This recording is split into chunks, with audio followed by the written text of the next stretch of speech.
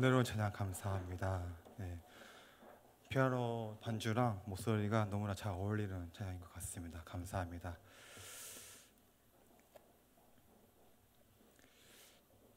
네, 오늘 본문은 시편 112편입니다. 그런데 이전 편인 111편은 할렐루야로 시작합니다. 그리고 오늘 본문 112편도 할렐루야로 시작합니다. 그리고 시편 111편은 히브리어 문자 22문자가 각 행의 앞에 놓여 있어 배열되어 있는데 오늘 읽었던 112편도 동일한 형식을 취하고 있습니다. 각 시편의 주제는 시편 111편은 하나님의 영광을 찬양하라는 내용인 반면에 본 시편은 인생이 반드시 갖추어야 하는 영적인 지혜를 추구하라는 내용으로 이루어져 있습니다. 특히 본 시편은 지혜시로서 여호와 하나님을 경외하는 사람에게 하나님께서 베푸시는 복에 대해서 중심적으로 선포하고 있습니다. 이런 면에서 본 시편은 111편과 연결되어 있습니다. 본 시편 1절은 이렇게 시작합니다. 할렐루야, 여호와를 경외하며 그 계명을 크게 즐거워하는 자는 복이 있도다. 시편 저자는 복에 대해서 말합니다. 그 복의 근원은 여호와를 경외하는 것입니다. 즉 여호와를 경외하는 것이 바로 참된 행복의 근원이라는 것입니다. 그리고 시편 111편의 마지막 구절은 여호와를 경외함이 곧 지혜의 근본이라고 선포합니다. 그래서 시편 111편과 오늘 읽었던 112편 1절을 연결해서 읽게 되면 여호와를 경외하는 것이야말로 지혜의 시작이며 근본일 뿐 아니라 참된 행복이라는 말씀이 됩니다. 참으로 시편 저자는 우리 인간이 이 땅에서 가장 추구해야 할 것이 무엇인지를 1절부터 선포하고 있습니다. 우리가 이 땅에서 살아가는 동안 항상 추구해야 하는 가장 첫 번째는 바로 하나님을 경외하는 것입니다. 이 땅에는 수많은 학문이 있습니다. 수학, 자연과학, 사회과학, 미술, 음악, 심리학, 각 나라의 언어학 등등 많은 학문이 있습니다. 이 모든 학문은 하나님께서 주신 선물이며 궁극적으로 하나님을 경외하기 위한 이론이며 학문입니다. 이 학문들을 통해서 우리가 깨달아야 하는 것은 인간에 대한 이해가 아닌 하나님께 대한 경외입니다. 하나님을 경외하는 것이 참된 지혜의 근본이기 때문입니다. 또한 우리 모두는 행복하길 원합니다. 나의 행복과 내 가족의 행복을 위해 우리는 많은 노력을 기울입니다. 행복하기 위해서는 우선 건강해야 합니다. 몸이 아프면 긍정적으로 생각되기보다 부정적으로 생각되기도 쉽습니다. 부정적인 사람이 되면 만족하기가 어려워 행복할 수 있는 많은 기회들을 놓치게 됩니다. 건강뿐만 아니라 생활을 지속할 수 있는 최소한의 경제력이 필요합니다. 몸이 아프면 병원에 갈 수 있을 정도의 경제력, 배가 고프면 끼니를 해결할 수 있을 정도의 경제력, 봄, 여름, 가을, 겨울철, 철 따라 날씨에 적당한 옷을 입을 수 있을 만한 그만큼의 경제력은 필수적으로 필요합니다.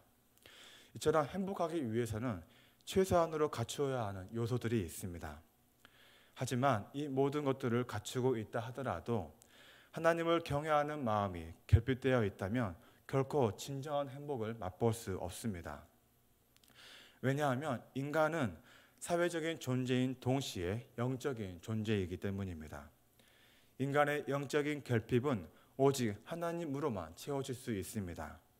하나님이 아닌 다른 어떤 것으로도 인간의 영적인 결핍은 채워질 수 없습니다. 그래서 하나님을 만나고 하나님이 어떤 분인지를 깨닫고 하나님을 경외하는 사람만이 참된 행복을 소유할 수 있습니다. 여호와 하나님을 경외하는 것만이 진정한 행복의 근원이며 시작입니다. 1절에서 복이 있다라고 번역된 단어는 아샤르라는 단어입니다.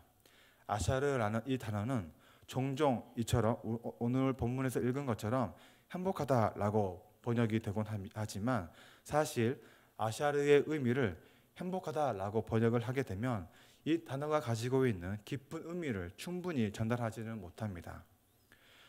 행복하다라는 단어보다도 만족해하다라고 번역하는 것이 이 단어의 깊은 의미를 더 잘 전달하는 번역입니다. 하나님을 경외하는 사람은 행복합니다. 그 행복은 어디에서 오는 것일까요? 바로 깊은 만족에서부터 온다는 것입니다. 사람들은 행복하기 위해서는 기본적으로 갖추고 있어야 하는 것들이 있다고 말합니다. 물질이나 소중한 사람, 학벌, 좋은 직장, 좋은 집, 좋은 차 등등 이런 것들이 필요하다고 말합니다. 그러나 그러한 조건들이 갖추어져 있다 하더라도 모두가 행복한 것은 아닙니다. 왜냐하면 행복이란 근본적으로 만족에서 오기 때문입니다. 아무리 좋은 것들을 갖추고 있어도 남들과 비교하며 만족하지 못하면 불행한 삶을 살 수밖에 없게 됩니다. 그래서 행복의 필수 불가결한 조건은 물질이나 학벌, 좋은 집, 좋은 차가 아니라 만족할 줄 아는 마음입니다. 그런데 오늘 본문의 1절은 이렇게 선포합니다. 하나님을 경외하는 사람은 만족해 한다. 그래서 행복하다는 것입니다.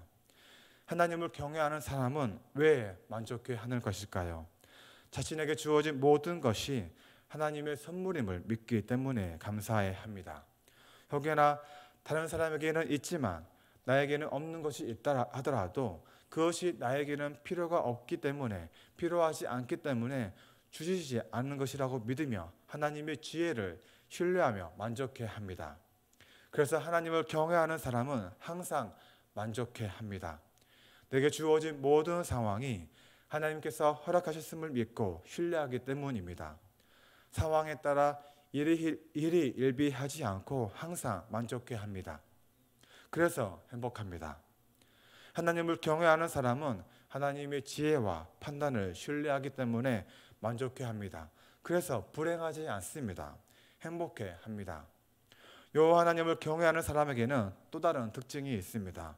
바로 하나님의 계명을 즐거워합니다. 하나님의 계명을 즐거워한다는 것은 매우 커다란 특징입니다.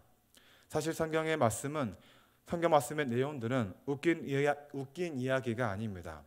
드라마나 예능이나 영화가 주는 즐거움은 성경이 주지 못합니다.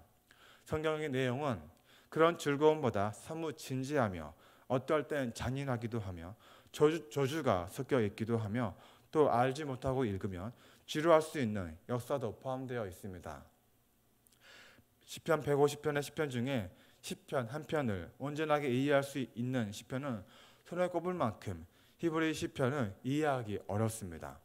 그런데 하나님의 말씀을 붙들고 깊이 묵상하면 드라마나 예능 영화가 줄 수 없는 즐거움이 있습니다. 그것은 영적인 결핍이 채워지고 충만해질 때 영혼 깊은 곳에서부터 차오르는 만족으로 인한 즐거움입니다.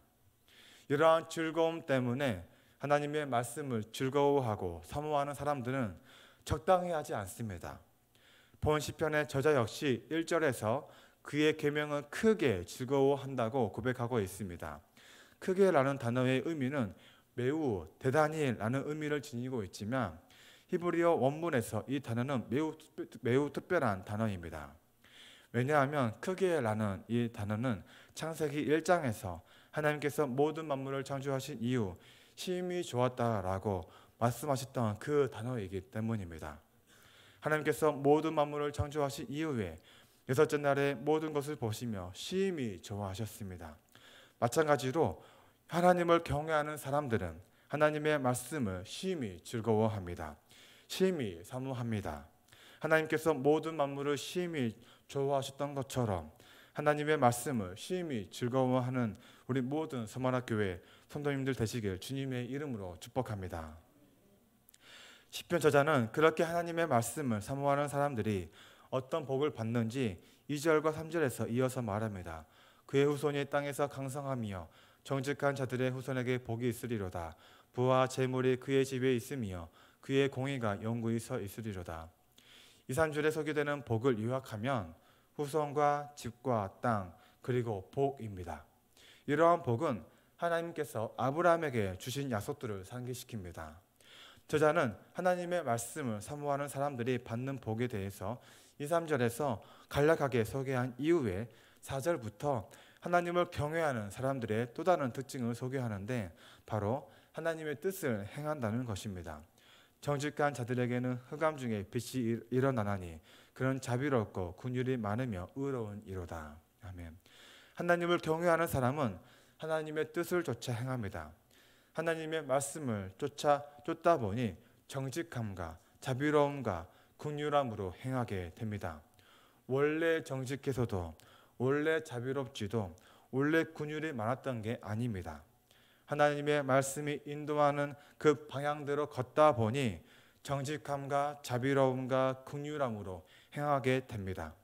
또한 5절 하반절을 한 단어로 요약하면 관용입니다. 은혜를 베푸며 꾸어주는 자는 잘 되나니 그 일을 정의로 행하리로다. 은혜 베푸기를 좋아하며 당장의 도움이 필요한 사람을 도와주기를 즐거워합니다. 이렇게 하나님을 경외하는 사람들은 정직하며 자비롭고 긍휼이 많으며 은혜를 베푸며 꾸어주기를 즐거워합니다. 본 시편에서 2, 3절은 하나님을 경외하는 사람들이 받는 복에 대해서 소개하고 있고 4, 5절은 하나님을 경외하는 사람들이 보여주는 성품의 특징으로 소개되고 있습니다. 알고 보면 2절부터 5절까지는 모두 하나님을 경외하는 사람들이 받는 복에 대해 다루고 있습니다. 2, 3절은 겉으로 보이는 외적인 복이며 4, 5절은 내적인 복인데 4, 5절이 말하는 진짜 복은 바로 하나님을 닮아가는 복입니다. 4, 5절에 소개되는 성품은 다름 아닌 하나님의 성품입니다. 하나님은 정직하시며 자비로우시며 긍휼이 많으시며 은혜 베푸기를 즐거워하십니다.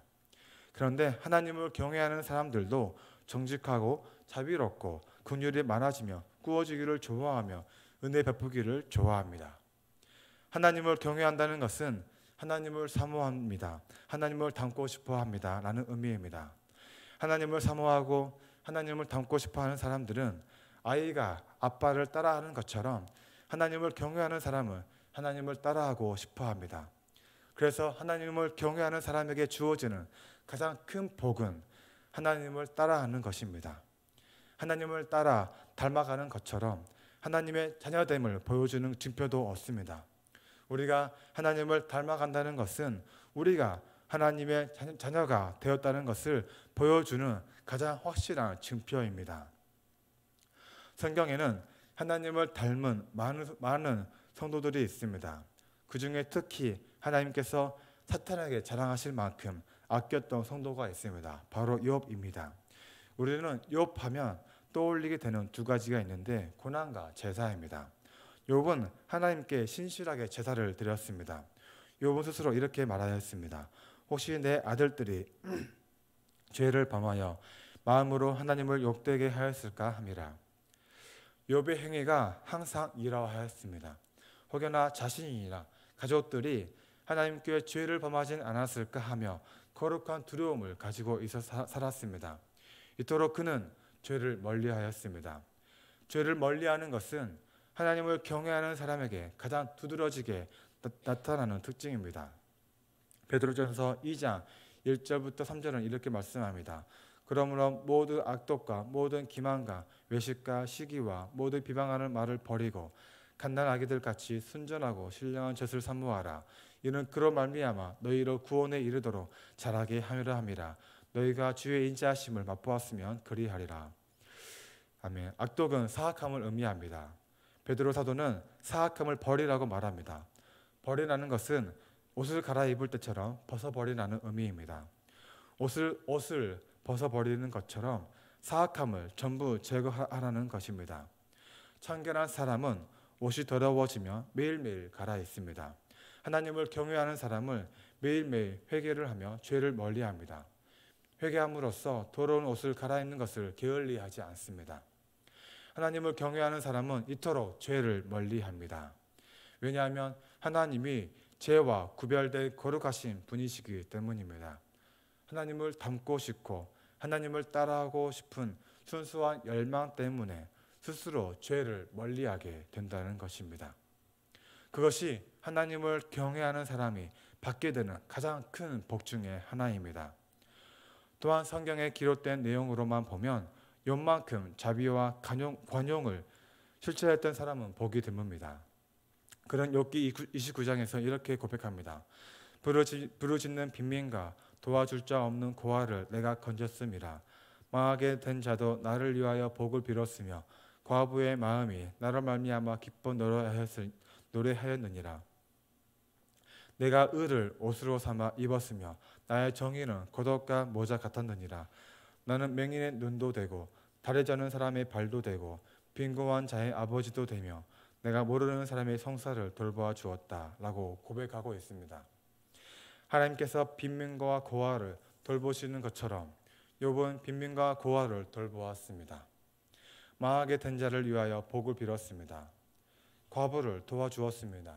맹인의 눈이 되어 주었고 다리 저는 사람의 발이 되어 주었고 빈곤한 자의 아버지가 되어 주었습니다. 욥이 이토록 의를 옷으로 삼았으며 정의를 겉옷과 모자로 삼을 수 있었던 것은 그가 하나님을 따라했기 때문입니다. 아이가 아빠를 따라하고 싶어하는 것처럼 욥은 아빠 아버지를 따라했습니다. 이것이 하나님을 경외하는 욥에게 주어진 또 다른 가장 큰 복입니다. 하나님을 경외하는 사람은 하나님을 닮는 복을 받게 됩니다. 우리가 하나님의 자녀입니다. 하나님의 자녀란 하나님을 닮아가는 사람들입니다. 하나님을 닮아가는 사람들은 정직하며 자비롭고 긍휼이 많으며 은혜 베푸기를 좋아합니다. 욥이 하나님을 닮아 고아와 가부와 나그네와 빈민을 긍휼히 여긴 것처럼 우리 서머나 교회도 하나님을 닮아 고아와 가부와 나그네와 빈민을 긍휼히 여기는 하나님의 자녀 그리스도의 몸된 교회가 되길 주님의 이름으로 소망합니다. 하나님을 경외하는 사람은 하나님을 신뢰하기 때문에 매사에 만족하고 감사합니다. 하나님을 경외하는 사람은 하나님을 따라합니다. 그래서 하나님을 닮게 됩니다. 이것이 하나님을 경외하는 사람이 받게 되는 가장 큰 축복입니다.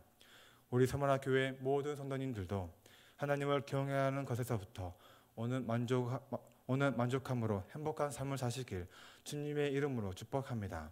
하나님을 경외함으로 하나님을 따라 살아 하나님을 닮게 되는 축복된 삶을 사시길 주님의 이름으로 축복합니다.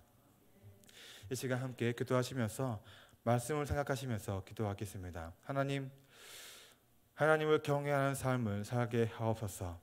하나님을 경외함으로 죄를 멀리하는 거룩한 두려움을 가지고 살아가게 하옵소서. 하나님을 경외함으로 하나님을 닮아가는 주의 자녀들 되게 하옵소서. 이렇게 말씀 생각하시면서 함께 기도하시겠습니다. 기도하겠습니다.